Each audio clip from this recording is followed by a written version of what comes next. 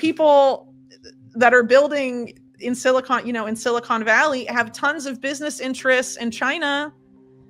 I mean, Elon Musk is a perfect example, but also Google, also Microsoft, like all of these guys. It's the same mob. Like, why was Epstein on the very important Microsoft Russia trip in 1998? And he's pictured in Russian classrooms with top Microsoft executives, presumably looking for young talent. Trump just landed in Beijing today, right now. He flew to China on Air Force One with Elon Musk, Jensen Huang of NVIDIA, Tim Cook of Apple, Larry Fink of BlackRock, David Solomon of Goldman Sachs, Stephen Schwarzman of Blackstone, and more than a dozen other top U.S. executives.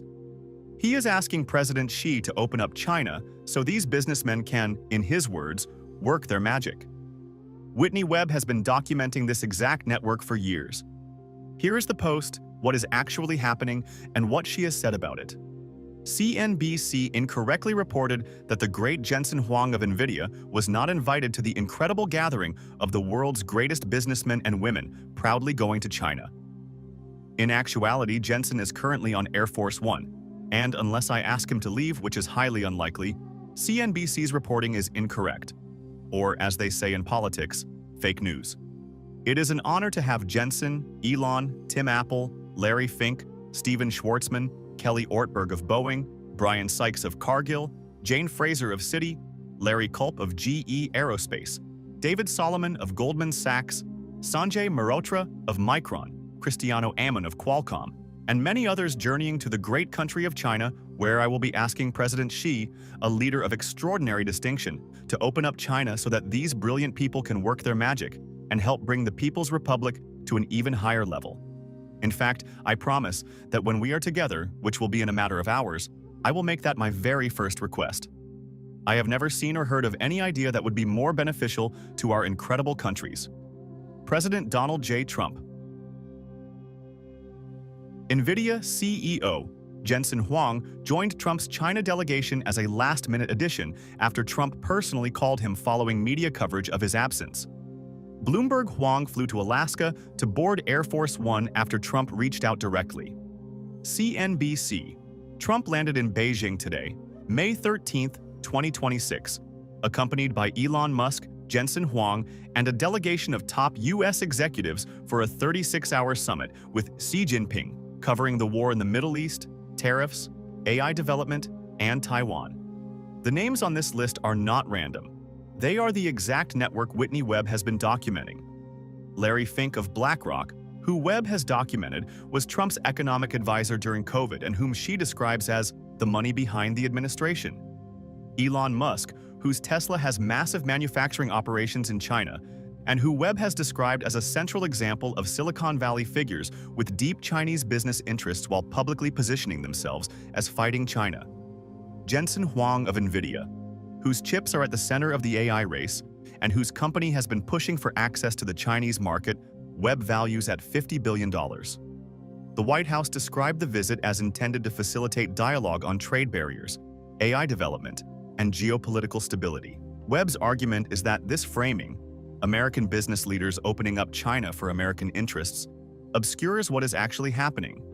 She has documented extensively that these corporations have had deep ties to China for decades, that the China threat narrative being used to justify AI surveillance build-out at home is being promoted by the same people with major Chinese business interests, and that the transnational corporation thesis, first articulated to Congress in the early 1970s, describes exactly what you are watching on the tarmac in Beijing today. I think it matters. He's the apprentice host of this dystopian reality we're living. To be the public face, the reality TV face of all of this. I don't think he's making the decisions. I don't either. And in The Art of the Deal, that whole idea comes from Roy Cohn, his mentor. Again, go back to my books out almost 4 years ago, which was all about the whole idea of Art of the Deal is backdoor deals with shady organized crime figures about how to make more money for the billionaires. Right. Well, my point what do you think Trump's deals are about? Kushner comes and is like, tank your whole base and make voters hate you. in the middle of a major affordability crisis and invade Iran, please. And Trump is like, oh, you say clap, I will clap like a seal.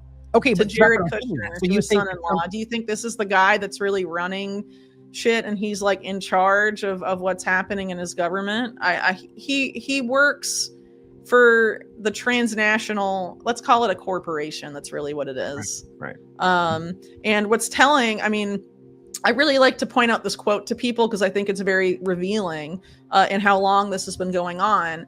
In the early 1970s, Samuel Pisar, who's Anthony Blinken's stepfather, but also was Robert Maxwell's super best bud and lawyer and close friend, and part of that whole mob nexus of which Maxwell was, part and helped build. So the same Epstein network we're talking about, but well before Epstein, obviously, because this is the 70s. Samuel Pisar testified before Congress about the rise of what he called the trans-ideological corporation. And what he described that as is the multinational Western corporation is going into joint ventures with all of the state-owned companies, not all of, but a lot of the state-owned companies in communist countries. And what they're doing is creating an economic structure that is making the nation state irrelevant. Right. And that this is what is running the world now. And you were saying this is back in the 70s? And he told this in the early 70s, and he told this in front of the US Congress. And someone was like, so do you think this is bad? He was like, not necessarily, I mean, it's the most in-your-face thing ever. This is the Nixon era. After Nixon, who came in? It was Jimmy Carter, right? Or no, there was Gerald Ford in there, but he wasn't elected. And I think Rumsfeld served in his government the first time, right? So it's obvious who he was. But then you have Carter, who's full of trilateral commission people, basically his whole administration run by that. You have Reagan, which is really Papa Bush, that does Iran-Contra in the Franklin scandal and like all of these Promise, all of these insane crimes, BCCI, which actually started in the 70s. With the CIA back then. And then, the 90s, you have Bush Senior, Clinton. But I mean, it's a constant progression of this club. Right. All these politicians are owned by them. And, back in the 70s, people thought leaders actually ran things. And then this guy told Congress, no, it's these corporations, and they fused with the corporations of the communist bloc. And this is what's running the world now. I think so. Go ahead, Carl, please. Go ahead. Well, I think if you look at it, it's very obvious that's the case. I think the whole idea that multipolarity is a real thing, that like China and Russia offer any real challenge to this end game that the West is having of going to technocracy. It's very obvious that they've all adopted it themselves, and China's the model for it. China's going to save us from a model it helped perfect. No. Right. And Russia's full steam ahead on CBDCs and digital ID and all of this stuff. Like, you're not escaping it by cheering on foreign countries that you think are nominal U.S. adversaries. And it's a convenient narrative for building infrastructure of the prison, or if you want to use Catherine's term, the digital control grid. Like right now, all this the whole narrative about why we have to build AI mass surveillance in the United States and fill it with autonomous lethal drones is because China. Right. We have to beat China in the AI race. But the people that are building in Silicon Valley have tons of business interests in China. I mean, Elon Musk is a perfect example, but also Google, also Microsoft, like all of these guys. It's the same mob. Like, why was Epstein on the very important Microsoft Russia trip in 1998? And he's pictured in Russian classrooms with top Microsoft executives, presumably looking for young talent, with Nathan Myhrvold, who's the chief technology officer of Microsoft. I mean, I don't know. That is the transnet ideological corporation right there. What you just heard is Webb laying out how Robert Maxwell came to the United States specifically to front for Rothschild banking interests, how Epstein inherited that portfolio, and how the same transnational network spanning Russia, Israel, China, and the United States has been operating above national governments since at least the 1970s. What comes next is Webb connecting that directly to the people on Air Force One with Trump today. Why the China threat narrative is being used to justify building a surveillance prison at home, and why she says this is not a trade trip, but the transnational corporation operating in plain sight. But Larry Fink advised Trump's entire economic response to COVID. Right. Stephen Mnuchin called him like 19 times in like a very short span. Treasury. It's like, Larry, what do I do? Oh, okay, I destroy the economy. Gotcha. So you can buy it. Yeah. I mean, all the fear mongering about communist China. China has a ton of billionaires. They're an authoritarian capitalist society. Right.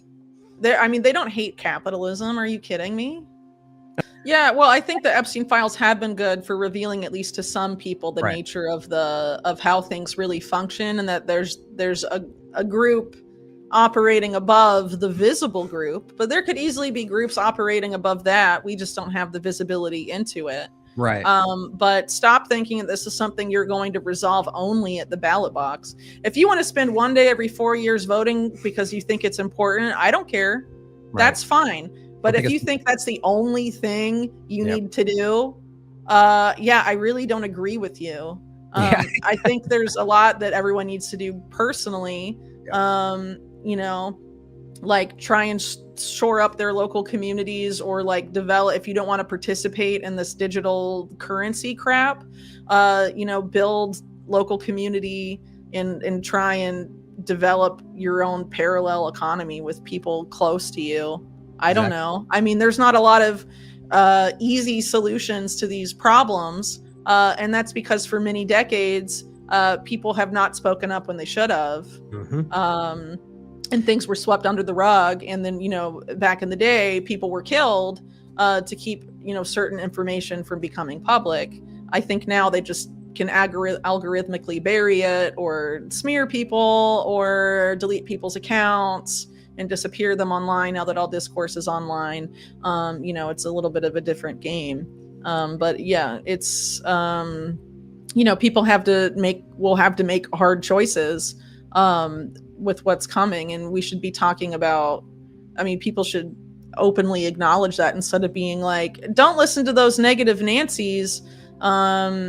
This can be solved by voting for JD Vance in 2028. Trump is in Beijing right now with Elon Musk, Larry Fink, Jensen Huang, Tim Cook, and the heads of Goldman Sachs, BlackRock, Boeing, and Qualcomm. He is asking Xi to open up China so these businessmen can work their magic. Webb has been saying for years that the people running the AI race narrative, the same people telling you China is the enemy that justifies mass domestic surveillance and autonomous weapons, have billions of dollars in Chinese business interests. Elon Musk's Tesla is built in China. Microsoft and Google have deep Chinese ties. Larry Fink was advising Trump's economic response to COVID, while BlackRock was simultaneously managing Chinese state assets. This is not a trade negotiation. This is the transnational corporation doing what Samuel Pisar told Congress it would do in the early 1970s. The nation-state is being made irrelevant. You are watching it happen on Air Force One. Subscribe, and we will keep bringing you this work.